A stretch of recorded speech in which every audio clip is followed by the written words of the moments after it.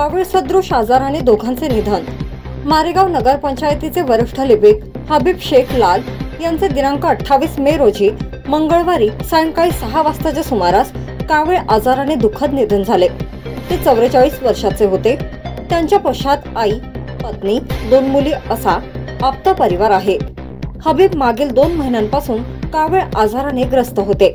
प्रकृती चिंताजनक असल्याने त्यांना सेवाग्राम येथे उपचारासाठी दाखल करण्यात आले।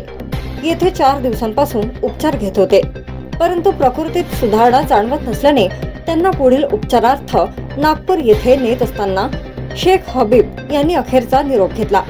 तर मांगरूळ येथील आशिष दौलत झाडे वय वर्ष 30 यांच्यावर चंद्रपूर जिल्हा रुग्णालयात 8 दिवसांपासून कावीळवर उपचार सुरू असतानाच आज दुपारी निधन झाले आहे।